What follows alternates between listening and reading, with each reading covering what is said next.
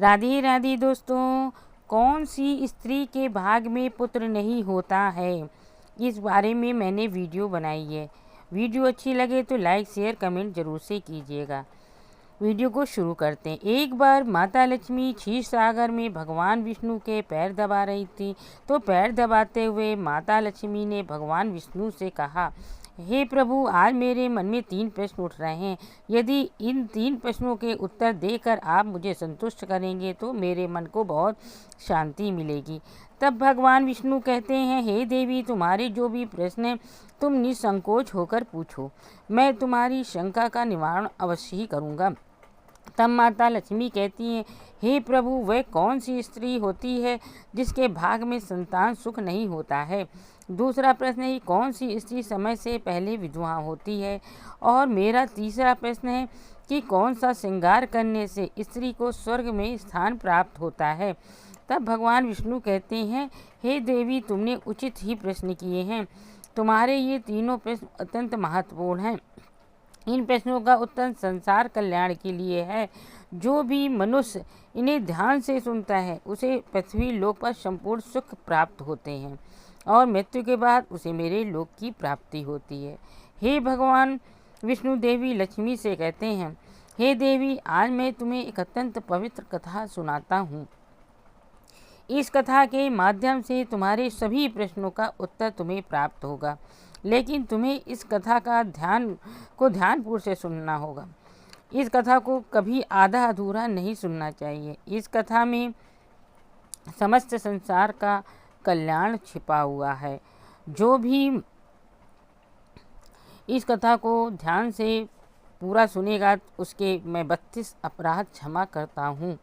तब देवी लक्ष्मी कहने लगी, प्रभु, मैं आपको वचन देती हूँ कि इस कथा को मैं पूरे मन और लगन से सुनूंगी। आप कृपया उस कथा को आरंभ करें। तो दोस्तों, आप सभी से एक विनती है, आप भी इस कथा को पूरा जरूर से सुनें। इसे आधा अधूरा सुनना पाप माना जाता है। कथा शुरू करने से पहले कमेंट में जय माँ लक्ष्मी और जय श्री हरि विष्णु अवश्य लिखें। साथ ही वीडियो को लाइक करना ना भूलें। तो चलिए आरंभ करते हैं। भगवान विष्णु कहते हैं, हे देवी, एक समय की बात है, मध्य देश में एक छोटा सा नगर था। उस नगर में एक सेठ रहता था। उस सेठ के 2 पुत्र थे और सेठ के दोनों बेटों का विवाह हो चुका था। सेठ के घर में किसी भी चीज़ की कोई कमी नहीं थी, किंतु सेठ की पत्नी का स्वभाव अत्यंत दुष्ट था। सेठ की पत्नी और सेठ के बड़े बेटे की पत्नी दोनों का ही स्वभाव दुष्ट था। सेठ की पत्नी अपनी बड़ी बहू का तो बहुत लाड़ प्यार करती थी, किंतु छोटे बेटे की पत्नी के साथ बुरा व्यवहार करती थी। घर की सबसे छोटी बहू अर्थात छोटे बेटे की पत्नी बहुत अच्छे स्वभाव की थी। ईश्वर पर श्रद्धा करने वाली पतिव्रता नारी थी।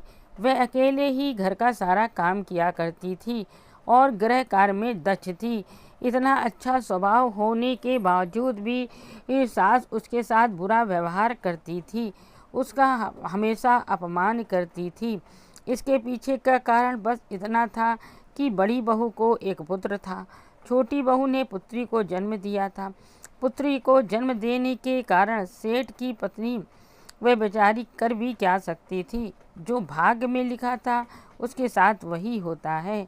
भगवान विष्णु कहते हैं, हे देवी, अब मैं तुम्हें छोटी बहू की कहानी सुनाता हूँ। इससे तुम्हें पहले प्रश्न का उत्तर प्राप्त हो जाएगा कि कौन सी स्त्री को पुत्र प्राप्त नहीं होता है। हे देवी, सेठ की जो पत्नी थी वह पहले से ही दुष्ट और कुटिल स्वभाव की थी। उससे उसकी सास भी परेशान थी। सेठ की पत्नी अपनी छोटी बहू को सबसे ज़्यादा दुख देती थी। छोटी बहू का नाम था सुकन्या और सुकन्या को सताने में उसकी सास को बहुत आनंद आता था। सुकन्या बेचारी रोज़ सुबह ब्रह्म मुहूर्त में जाकर अपने घर के काम करती थी और दिन भर काम करने के बाद उसे रात्रि को ही सोने को मिलता था। इतना होकर भी सेठ की पत्नी अपनी छोटी बहू से द्वेष करती थी। जब छोटी बहू झाड़ू लगाती तो उसकी सास आकर उसे ताना मारती थी कि तेरे हाथ में जान नहीं है क्या? तू जल्दी जल्दी झाड़ू लगा, मैं मंदिर जा रही हूँ। मेरे लौटकर आने से पहले तू भोजन बनाकर तैयार रखना और आते ही मैं उस भोजन को ग्रहण करूँगी। और सुन, अन्न का एक दाना भी बर्बाद ना हो पाए। बेचारी सुकन्या चुपचाप अपनी सास का अत्याचार सहन करती थी और उसकी सास की हर आज्ञा को बड़ी विनम्रता से पालन करती थी। फिर छोटी बहू खाना बनाते हुए सोचने लगी कि मैं घर का इतना काम करती हूँ, लेकिन फिर भी चैन की सांस नहीं ले पाती हूँ। मेरी सासू माँ किसी न किसी बात को लेकर मुझे ही ताना मारती रहती है। पता नहीं कब उनकी ताना देने की आदत जाएगी। सुकन्या इतना सोच ही रही थी कि तभी घर के दरवाजे पर खटखटाने की आवाज़ सुनाई दी। छोटी बहू ने सोचा, अभी तो भोजन तैयार भी नहीं हुआ है, लगता है मेरी सासू माँ आज जल्दी ही लौट आई। अब वह घर में से अब वह फिर से ताना मारेगी। तब सुकन्या ने दरवाज़ा खोला तो उसने देखा कि द्वार पर एक सन्यासी खड़ा हुआ है। वह सन्यासी सुकन्या से कहने लगा, बेटा सदा सुहागिन रहो, तुम इस सन्यासी के लिए कुछ भोजन का दान करो। हे पुत्री, मुझे बड़ी भूख लगी है। तब सुकन्या ने सोचा, अगर मैं इस कन्या को भोजन करा दूं, इस सन्यासी को भोजन करा दूं और इतने में मेरी सास आ गई तो मेरी तो खैर नहीं। कुछ देर तक विचार करने के बाद सुकन्या ने सोचा, यदि मैं सासू माँ के ताने के डर से इस सन्यासी को भोजन नहीं कराऊंगी तो मुझे पाप लगेगा, मेरा सारा पुण्य नष्ट हो जाएगा।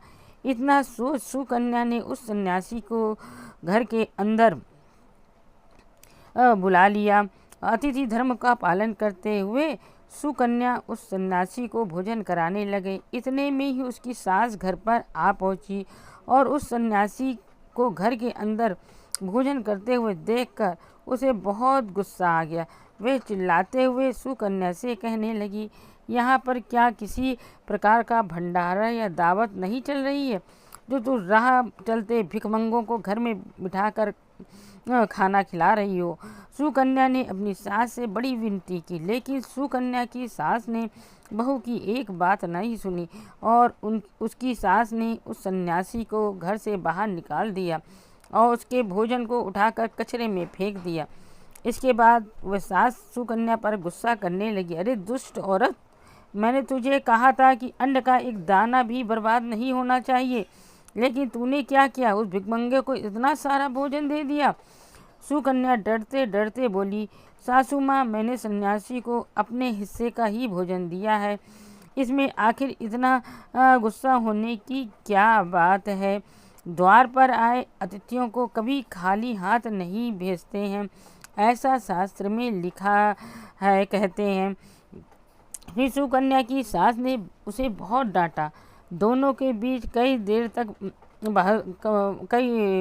बहस हुई, पर सुकन्या के दुष्ट सास ने गुस्से में आकर सुकन्या को धक्के मारकर घर से बाहर निकाल दिया और घर का दरवाज़ा बंद कर दिया। सुकन्या देर तक घर के मुख्य द्वार के सामने खड़ी रही और बाहर से अपनी सास को आवाज़ देने लगी। सुकन्या की सास ने एक नहीं सुनी, उस घर के अंदर आने नहीं दिया। फिर सुकन्या दुखी हो और उदास होकर अपने मायके के लिए निकल गई। मायके जाने के रास्ते में बहुत बड़ा जंगल पड़ता था। सुकन्या भूखी प्यासी रहकर उस जंगल में रास्ते पर से चलने लगा। तभी उसी समय अचानक जोर जोर से बादल गरजने लगे और मूसलाधार बरसात होने लगी। बारिश से बचने के लिए सुकन्या ने एक वृक्ष के नीचे जाकर खड़ी हो गई। वहाँ पर सुकन्या ने देखा कि पेड़ के नीचे में कोटर बना हुआ है। फिर वह बिना देरी किए जल्दी से उस कोटर में घुस गई। कोटर में जाने के बाद सुकन्या ने देखा अंदर कोई साधु महात्मा बैठे हुए हैं। वह सन्यासी बोला, सन्यासी कोई और नहीं बल्कि भगवान विष्णु ही साधु का रूप धारण करके बैठे हुए थे। तब उस साधु ने उस सुकन्या को देखा तो बोले, हे पुत्री, तुम इस घने जंगल में अकेले क्या कर रही हो? रोना बंद करो, मैं तुम्हारे बारे में सब कुछ जानता हूँ। तुम्हारे ससुराल वाले अत्यंत दुष्ट स्वभाव के हैं और वे तुम्हें बहुत दुख देते हैं। इसका कारण केवल बस इतना है कि तुम्हें पुत्र की प्राप्ति नहीं हुई है। पुत्री को जन्म देने के कारण तुम्हें तुम्हारी सास के ताने सुनने पड़ते हैं। हे पुत्री, तुम चिंता मत करो, मैं तुम्हें एक पर्चा देता हूँ। इस पर जो भी उपाय लिखा हुआ है तुम उस उपाय को पूरे मन के साथ करो, फिर तुम्हें एक गुणवान पुत्र की प्राप्ति होगी। फिर सुकन्या ने वह पर्ची ली और वह साधु वहाँ से अचानक गायब हो गए। ये चमत्कार देख सुकन्या बहुत प्रसन्न हुई। जब बारिश रुकी तो सुकन्या का पति उसे ढूंढते हुए उसी स्थान पर पहुंच गया। सुकन्या ने अपने पति को सारी हकीकत बता दी और फिर दोनों ने ही घर वापस न जाकर उसी जंगल में रहने का निर्णय लिया। वहीं पर रहते हुए एक दिन सुकन्या के मन में पुत्र प्राप्ति का ख्याल आया और वह मन ही मन सोचने लगी कि यदि मेरा भी कोई पुत्र होता तो आज ससुराल में मेरी भी बहुत ज़्यादा इज्जत मिलती। तभी सुकन्या को उस साधु के द्वारा दी गई पर्ची की याद आ गई। फिर जब उसने वह पर्ची खोलकर पढ़ा तो उसने देखा कि जो स्त्री पुत्र प्राप्त की कामना रखती है उसे रात्रि में अपने पति की बाईं तरफ सोना चाहिए। ऐसा करने से कुछ समय बाद में बाएं करवट लेटने से नाक का दाहिना स्वर और दाहिनी करवट लेने से नाक का बायां स्वर चालू हो जाता है। फिर जब पुत्र की इच्छा हो तो उस स्थिति में मिलन से पहले ये निश्चित कर लेना चाहिए कि पुरुष का दायां स्वर चलने लगे और स्त्री का बायां स्वर चलने लगे, उसी समय पर गर्भाधान किया जाना चाहिए। ऐसा करने से निश्चित ही पुत्र की प्राप्ति होती है। इसके विपरीत नाक के स्वर चलने से पुत्र की प्राप्ति होती है। उसी पर्ची में आगे लिखा हुआ था कि मासिक धर्म शुरू होने के बाद पहले 4 दिन में पुरुष के साथ मिलन करने से पुरुष को रगड़ता प्राप्त हो जाता है और 5वां रात्रि में मिलन करने से पुत्री की प्राप्ति होती है तथा 6ठी रात्रि में मिलन करने से पुत्र रत्न की प्राप्ति होती है। 7वीं रात में मिलन करने से बंध्या पुत्री होती है। 8वीं रात में मिलन करने से बलशाली पुत्र की प्राप्ति होती है। 9वीं रात में मिलन करने से सुंदर कन्या की प्राप्ति होती है। 10वीं रात में मिलन करने से विद्वान और अतिश्रेष्ठ पुत्र की प्राप्ति होती है। 11वीं रात में मिलन करने से सुंदर आचरण वाली कन्या प्राप्त होती है। 12वीं रात में मिलन करने से गुणवान पुत्र होता है। 13वीं रात में मिलन करने से लक्ष्मी स्वरूपा पुत्री होती है। 14वीं रात में मिलन करने से गुणवान, बुद्धिमान और बलवान पुत्र होता है। फिर सुकन्या ने मासिक धर्म के बाद 14वीं रात्र में अपने पति के साथ मिलन किया और उसके बाद गर्भधारण किया। फिर दूसरे दिन सुकन्या का पति जंगल में लकड़ी काटने चला गया और सुकन्या घर पर पड़ी रही। फिर अचानक से तेज तूफान आया और सुकन्या की झोपड़ी उड़ गई। फिर सुकन्या दौड़ती हुई उसी पेड़ के कोटर में जाकर रुक गई जहाँ पर उसे वह साधु मिला था। सुकन्या वहाँ अपने पति की राह देख रही थी कि अचानक वहाँ पर 2 राक्षसी आ गईं। वह राक्षसी अत्यंत मायावी थी। फिर उन्होंने उस कोटर के साथ पेड़ को उड़ाकर एक ऐसे स्थान पर चली गई जहाँ पर बहुत सारा सोना था। जब सुकन्या ने ये दृश्य देखा तो चौंक गई। सुकन्या पेड़ के कोटर में छिपी रही। जब वह राक्षसी भोजन की तलाश में गई तो सुकन्या ने उस स्थान पर से बहुत सारा सोना उठा लिया और उसे कोटर में भर लिया। जब वह राक्षसी लौट आई तो फिर से पेड़ पर बैठकर वे उस पेड़ को उड़ाकर उसी जंगल में आ गई। राक्षसियों के जाने के बाद सुकन्या वह सारा सोना लेकर अपने पति के पास चली गई और उसे वह सारा सोना दे दिया। फिर पति और सुकन्या दोनों अपने ससुराल को लौट गए। वहाँ जाकर उसने अपनी सास को वह सोना दे दिया और सारी हकीकत बता दी, जिसे सुनकर उसकी सास को बहुत गुस्सा आया और बोलने लगी, अरे मूर्ख औरत, तू बस इतना ही सोना लेकर आई? इतने सोने से क्या होगा? मैं होती तो बहुत सारा सोना लेकर आ जाती। फिर उसकी सास भी उस जंगल के कोटर में जाकर छिप गई और फिर राक्षसों की राह देखने लगी। तभी वह दो राक्षसी वहाँ पर आई और फिर उन्होंने उस कोटर को उड़ाकर एक बर्फीले पहाड़ पर ले गई। ये देख सासू बहुत क्रोधित हो गई और बोलने लगी, ये कहाँ लेकर आई है? यहाँ तो बस बर्फ और मिट्टी है। तभी उन राक्षसियों ने उसकी आवाज़ सुन ली और देखा तो एक बूढ़ी औरत पेड़ के कोटर में छिपकर बैठी है। फिर उन्होंने उस सास को बाहर निकाला और उस बर्फीले पहाड़ पर फेंक दिया। जमीन पर गिरते ही उसकी मौत हो गई। इधर सुकन्या बड़े आनंद के साथ रह रही थी, लेकिन सुकन्या की सास कभी नहीं लौटी। तो सुकन्या ने जाकर उस कोटर में देखा तो वहाँ पर उसकी सास नहीं थी। उसे समझ में आ गया लालच के कारण उसकी सास की मृत्यु हो गई। भगवान विष्णु कहते हैं, हे लक्ष्मी, जिस स्त्री के पुत्र की प्राप्ति की कामना है उसे मैंने सुकन्या को दी हुई पर्ची में बताए गए उपाय जरूर से करना चाहिए। तुम्हारा दूसरा प्रश्न ये था कि किस कारण से स्त्री जल्दी विधवा होती है। तो जो स्त्री अत्यधिक लालच करती है वह स्त्री जल्दी विधवा होती है, और जो स्त्री चरित्र का गहना पहनती है उसे मृत्यु के पश्चात स्वर्ग की प्राप्ति होती है। एक स्त्री को अपने चरित्र का त्याग कभी नहीं करना चाहिए। तो दोस्तों, इस प्रकार से भगवान विष्णु ने लक्ष्मी माता को उनके तीनों प्रश्नों का उत्तर दिया। आशा करती हूँ आपको मेरी ये वीडियो पसंद आई होगी। वीडियो अच्छी लगी हो तो लाइक शेयर बिल्कुल भी करना मत भूलिएगा और मेरे चैनल को ज़रूर से सब्सक्राइब कर लीजिएगा और कमेंट में जय विष्णु भगवान और जय लक्ष्मी माता ज़रूर से लिखिएगा। मैं आपके कमेंट का इंतज़ार करूँगी। चलिए अगली वीडियो मिलते हैं। राधे राधे।